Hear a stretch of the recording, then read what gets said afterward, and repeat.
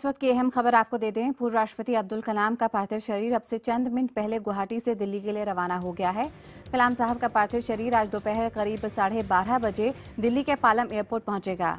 Palam airport पर कलाम के पार्थिव शरीर को लेने के लिए खुद प्रधानमंत्री नरेंद्र मोदी, गृह मंत्री राजनाथ सिंह और तीनों सेनाओं के अध्यक्ष भी जाएंगे। एयरपोर्ट से कलाम के पार्थिव शरीर को उनके घर 10 राजाजी मार्ग ले जाया जाएगा। ताज़ा जानकारी के मुताबिक दोपहर 3 बजे के बाद आम जनता भी कलाम साहब के पार्थिव शरीर के आखिरी दर्शन कर सकेगी। आइए सीधे रुख करते हैं हमारे सहयोगी अरुण सिंह का। अरुण, इस वक्त क्या लेटेस्ट अपडेट आपके पास? देखिए, जैसा कि आपने बताया, खुद प्रधानमंत्री नरेंद्र मोदी और तीनों सेनाओं के प्रमुख, साथ ही साथ गृह मंत्री राजनाथ सिंह पालम टेक्निकल एयरपोर्ट पर जाएंगे और कलाम साहब का जो पार्थिव शरीर है उसको श्रद्धांजलि वहीं पर देंगे। तो एक देश के सच्चे सपूत को सच्ची श्रद्धांजलि एक राष्ट्र दे रहा है आज। और यहाँ पर 10 राजाजी जो मार्ग है, जहां वो सालों साल से रहते आए, इस घर को भी तो यहाँ पर हम सुन रहे थे हमारे सहयोगी अरुण सिंह को, जो कि हमें बता रहे थे कि करीब 12:30 बजे के बाद जो है कलाम साहब का पार्थिव शरीर वो दिल्ली पहुँचेगा, दिल्ली के पालम एयरपोर्ट। और दोपहर 3 बजे के बाद यहाँ पे आम जनता भी उनके आखिरी दर्शन कर सकेगी। आइए रुक करते हैं अब हमारे सहयोगी प्रणय उपाध्याय का। प्रणय, क्या अपडेट आपके पास?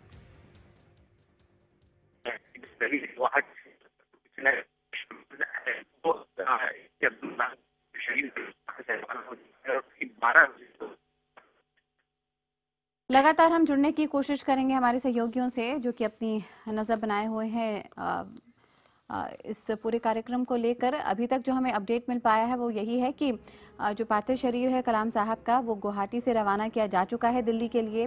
फिलहाल तस्वीरें ये गुवाहाटी की हम आपको दिखा रहे थोड़ी देर पहले की, जब असम के मुख्यमंत्री तरुण गोगोई समेत राज्य कैबिनेट के तमाम दूसरे मंत्रियों ने उन्हें श्रद्धांजलि की, पुष्पांजलि अर्पित की।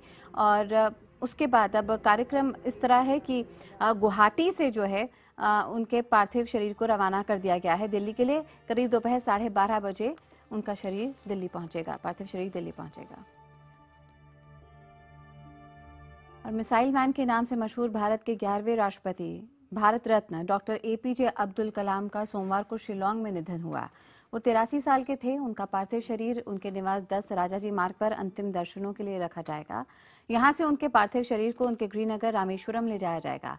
रामेश्वरम में ही उन्हें सुपुर्द खाक किया जाएगा। सरकार की ओर से पूर्व राष्ट्रपति के निधन पर 7 दिनों के राष्ट्रीय शोक की घोषणा की गई है।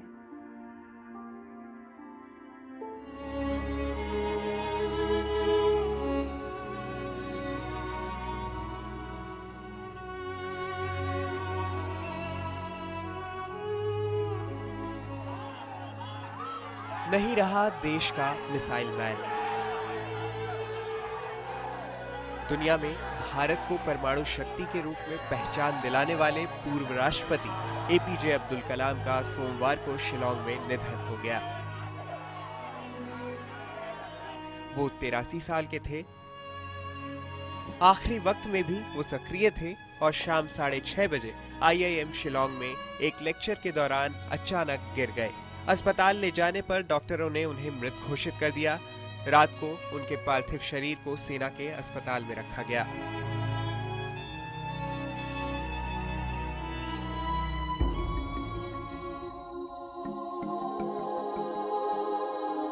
उनके निधन से पूरे देश में शोक की लहर फैल गई। जगह जगह मोमबत्ती मार्च निकालकर उनकी आत्मा की शांति के लिए प्रार्थना की गई। प्रधानमंत्री और राष्ट्रपति ने देश के सपूत को भावभीनी श्रद्धांजलि दी। श्रीमान अब्दुल कलाम जी के निधन के समाचार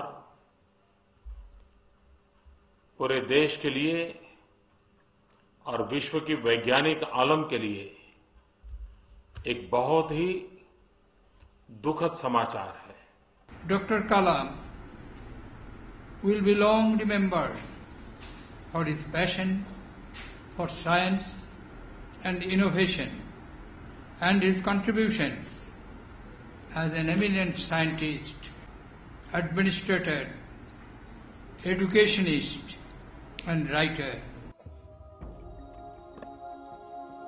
एपीजे अब्दुल कलाम का पार्थिव शरीर अंतिम दर्शन के लिए दिल्ली में रखा जाएगा। यहां से उनके पार्थिव शरीर को उनके गृहनगर रामेश्वरम ले जाया जाएगा। रामेश्वरम में ही उन्हें सुपुर्द खाक किया जाएगा। सरकार की ओर से पूर्व राष्ट्रपति के निधन पर 7 दिनों के राष्ट्रीय शोक की घोषणा की गई है। Bureau report, IBN 7। तो गुवाहाटी की हम आपको तस्वीरें फिलहाल दिखा रहे हैं। खबर अभी अभी जो हमें मिली है वो यही है कि गुवाहाटी से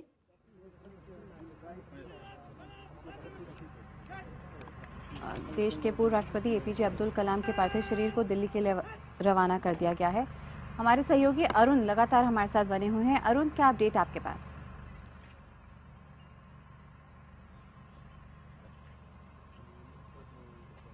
अरुण, अगर आप तक मेरी आवाज अब पहुंच रही हो तो जानना चाहते हैं कि इस वक्त क्या जानकारी आपको मिल पा रही है? देखिए, सबसे बड़ी खबर तो यही है कि देश के एक सच्चे सपूत को देश सच्ची श्रद्धांजलि है। और यहाँ पर जो 10 राजा जी मार गए, यहाँ पर आम जनता भी अब आना शुरू हुई। हालांकि 3 बजे के बाद आम जनता को उनके अंतिम दर्शन के लिए उनका घर खोला जाएगा। उसके पहले प्रधानमंत्री खुद गृह मंत्री और तीनों सेनाओं के प्रमुख के साथ पालम टेक्निकल एयरपोर्ट पर जाएंगे और वहां श्रद्धांजलि अर्पित करेंगे देश के पूर्व राष्ट्रपति एपीजे अब्दुल कलाम को। और कलाम साहब की शख्सियत ही कुछ ऐसी है कि हर आदमी उनकी तरफ खींचा चला आता था। जाहिर तौर पे अरुण, और कई यादें यहाँ पे सभी लोगों की जुड़ी हुई हैं कलाम साहब के साथ। बने रही हमारे साथ। रुक करेंगे रक्षा विशेषज्ञ उदय भास्कर का। उदय जी, जानना चाहेंगे आप कैसे याद करते हैं कलाम साहब को?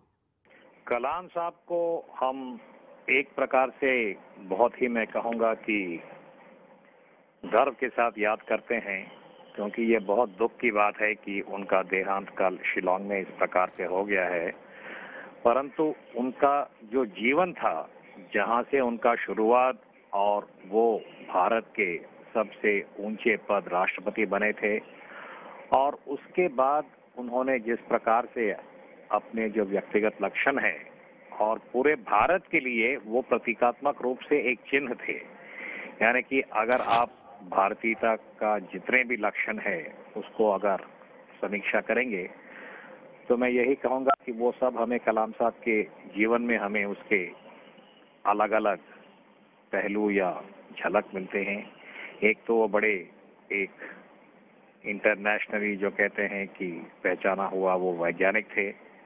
भारत के स्पेस और मिसाइल प्रोग्राम में उनका एक बहुत ही खास भूमिका रहा है। और उसके बाद शायद बार बार हम यही कह रहे हैं कि वो भारत के सबसे पॉपुलर या लोकप्रिय जो राष्ट्रपति रहे हैं। और जिस प्रकार से मैं कहूँगा वो भारत के युवकों के अंदर ये जो विश्वास उन्होंने पैदा किया, या जो भारत की जो विजन था उनका 2020 का, उन्होंने बार बार कहते थे कि उन्होंने माइंड्स को इग्नाइट किया है। यानी कि कलाम साहब के मैं यही दोहराना चाहता हूं कि कई सारे गुण और लक्षण थे, और वैज्ञानिक और राष्ट्रपति के अलावा बड़े नेक इंसान थे वो। जो भी उनसे मिले हैं, चाहे थोड़े समय के लिए या लंबे समय के लिए, बार बार उनकी जो सिंप्लिसिटी है वो हर एक व्यक्ति उसको याद करते हैं। और ये भी मैं जोड़ दूं कि वो इन सब जो कहते हैं पहलुओं के अलावा वो संगीत के बड़े जो कहते हैं वो काफी एक्सपर्ट थे। वो रुद्रवीणा अपने आप बजाते थे, इंस्ट्रूमेंटलिस्ट थे। वो कर्नाटक म्यूजिक के बड़े ही जानकार थे। और एक आध बार जब मैंने उनसे बात किया था, वो रामायण के बारे में, जो तमिल में कम्बन रामायण जिसको कहते हैं, उसके भी वो काफी विद्वान थे। और बहुत ही वो आसानी से रिलीजन के बारे में, फिलॉसफी के बारे में, म्यूजिक के बारे में और एक साइंटिस्ट के दृष्टिकोण से सब चीजों को मिला के वो बहुत ही आसानी से सब चीज को समझाते थे। तो मुझे तरह तरह की यादें आते हैं जब हम कलाम साहब की बात करते हैं। जी उदय जी, आप हमारे साथ जुड़े, अपने विचार हमारे सामने रखे, इसके लिए आपका बहुत बहुत शुक्रिया अदा करना चाहेंगे। और जाहिर तौर पे कुछ ऐसी चीज़ें हैं जो कि शायद कम ही जानी गई होंगी कलाम साहब के बारे में। वीणा बजाते थे कलाम साहब, गीता के बारे में उन्होंने अध्ययन किया था, अच्छी खासी। कलाम साहब जाना अक्सर पसंद करते थे। ये वही आइलैंड है उड़ीसा का जहाँ के पास से कई बैलिस्टिक मिसाइल्स को लॉन्च किया गया, लेकिन शांति की खोज में, आध्यात्म की खोज में और कई बारी अपने कविताओं की रचना के लिए उड़ीसा का व्हीलर्स आइलैंड, जो कि सबसे पसंदीदा जगह कह सकते हैं हम कलाम साहब की।